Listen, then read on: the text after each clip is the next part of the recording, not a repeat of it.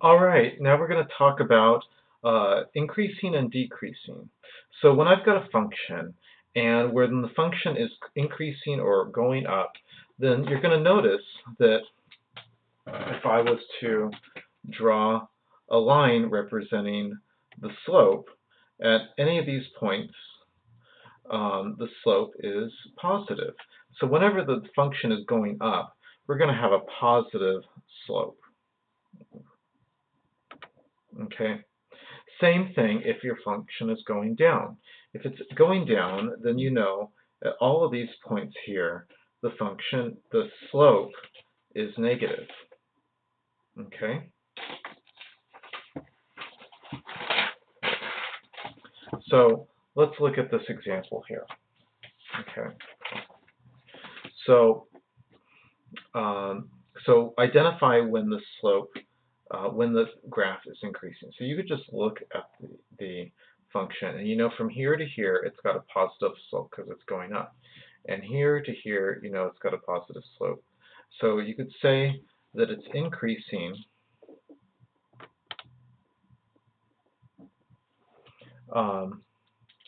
when f of x is increasing for x is less than or equal to 1, or x is greater than or equal to 2. Okay? And then for decreasing, it's decreasing between here and here. So it's decreasing, f of x is decreasing between -1 is less than x is less than or equal to 2. Okay? Now, so one of the things that we do is we can write a sign diagram that's useful to determining where a function increases or decreases. So if I was going to write a sign diagram for this function right here, my sign diagram would look something like this. We draw a line, and we know here we've got a maximum at -1, and here we've got a minimum at 2. Okay, so when we're talking about signs, we're talking about is it increasing or decreasing. So here it's increasing, so we've got a positive, and here it's increasing values greater than 2. And here it's going down, so we've got a minus symbol. So it's something that we're going to notice later. Whenever you go from positive to negative, if I'm going up and then I'm going down, this is going to give us a maximum.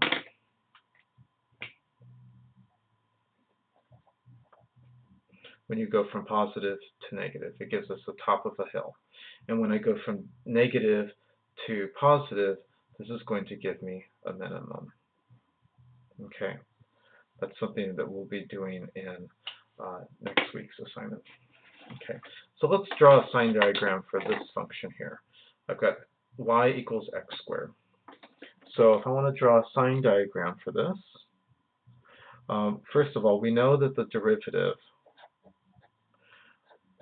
is equal to 2x, right? Okay, so I'm going to draw a sign diagram. We know that this is equal to 0 when x is equal to, when x is 0. And when x is negative, we're going to have negative values, and when x is positive, we're going to have positive values. So it should make sense that it's going to be decreasing. Our slope is decreasing for everything when we've got anything less than 0. So all the values of the function less than 0 are going to have a negative slope. Here, all the values greater than 0 are going to have a positive slope. Okay, and so you could say that it's decreasing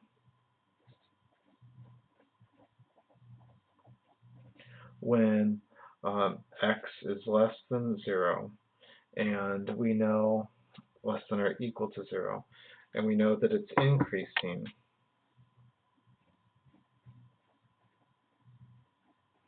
when x is greater than or equal to 0. Okay, let's do some other problems.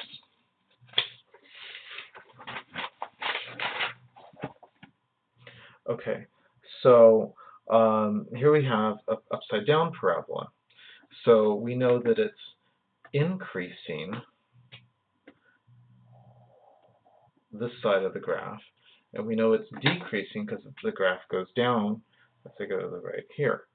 So once again, my derivative, f prime of x, is equal to negative 2x. So essentially, my sign diagram is switched around. If x is negative, a negative times a negative makes it positive, and if x is positive, a positive times a negative makes it negative. So we know that it's decreasing, or we can say that it's increasing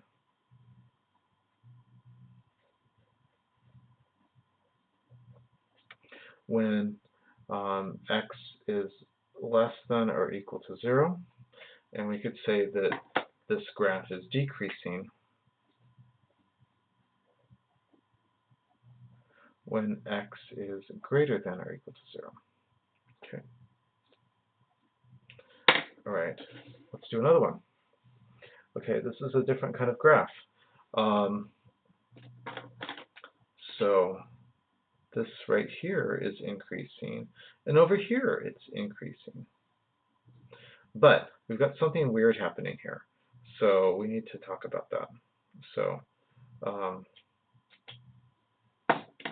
but if I'm drawing a sign diagram, well, let's first do the derivative. So the derivative of this is going to be 3x squared. So the derivative equals 0. This equals 0 when x equals 0. So my sign diagram is going to look like this. Okay. Now, for values less than, for negative values of x, because it's squared, it's going to be positive. And for positive values of x, it's going to be positive. So no matter where we are, this graph is always going up. But we've got, at this point, it's neither going up nor down. Okay, so we would say it's increasing for all values of x.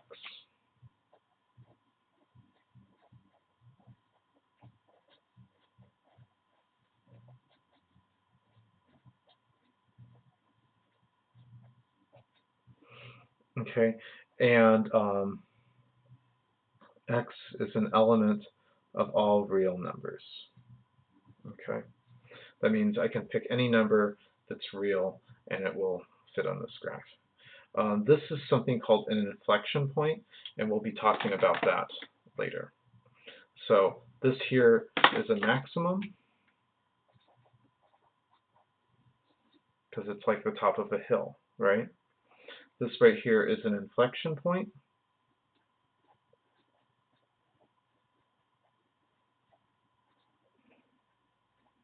Okay, and we'll be talking about that a little later on.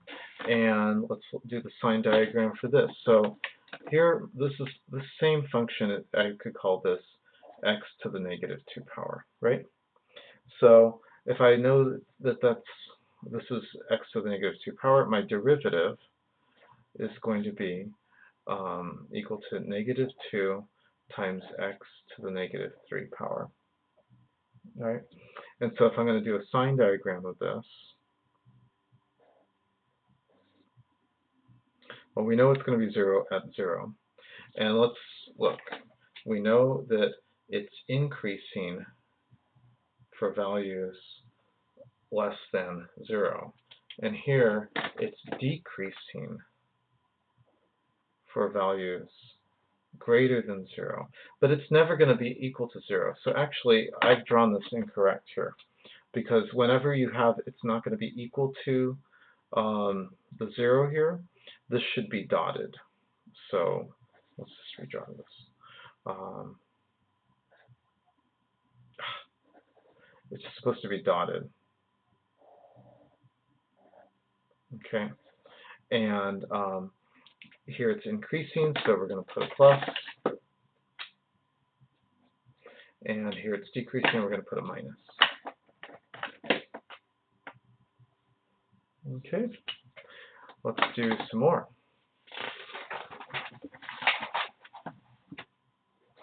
Okay, so on a sign diagram, when it switches from positive to negative, or from negative to positive, here from positive to negative, we said that that was a maximum. And so it's going up, and then it's going down, right? And here, when I switch from negative to positive, it's going down, and then it's going up. That's a minimum. Okay? And at these points, the derivative is going to be 0. So if I want to find the intervals where the function is increasing or decreasing, one of the things we can do is we can find out when the derivative is 0. So here I've got f of x equals negative 3x cubed, 3x squared plus 5. So I can take the derivative. So we get negative 3x squared plus 6x. And when is this going to be equal to 0? Well, one thing I could do is I could factor out 3x, and then I get this, right? And then we say, okay, well, it's going to be 0 when x is 0 and when x is positive 2, right? So I can start my sign diagram, 0 and 2. And so what happens if x is less than 0? I would have a negative, well, let's just pick a random number less than 0, like negative 1. Negative 1 times 3 gives me positive 3, and times a negative is going to give me a positive value. Okay, and let's think, oh, wait, does that make sense?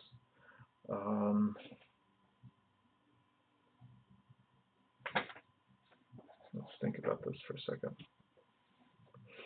Let's pick a number between 0 and 2. Let's pick 1, for example. If I pick 1, for example, then I would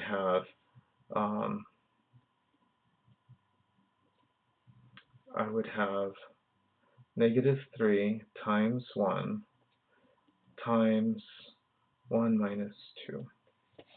Okay, so that's a negative times a negative, which is going to give me a positive value. So that should have been plus. Oops. Oh, wait, this one's plus. Sorry. And then let's pick a number less than 0. So let's pick like negative 1. Okay. This value here goes for here. Okay. So if I picked a number less than 0, so if I plug in negative 1 in for x, I would get f negative 1 equals negative 3 times negative 1 times negative 1 minus 2. So negative 3 times negative 1 gives me, this gives me positive 3 times negative 3. So that's going to give me a negative number. So that means it's going down over here. Now let's pick a number greater than 2. So let's pick 3. Okay, so if I take the derivative and plug in 3, then we would get negative 3 times 3 times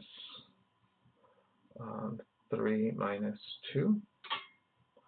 So that's equal to negative 9 times 1, which is equal to a negative value.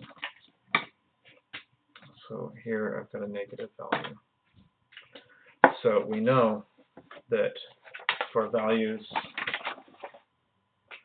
it's decreasing for values of x is less than or equal to 0 and x is greater than 2, and we also know that it's increasing for values between 0 and 2. And just for fun, let's put this original function into, you may want to hit pause if you want to copy this down. Let's put that function into the graph here. Okay, x cubed plus 3x squared plus 5. Okay, and so basically, as I said from here, it's my, oh, did I do something wrong? Forgot that negative, oops.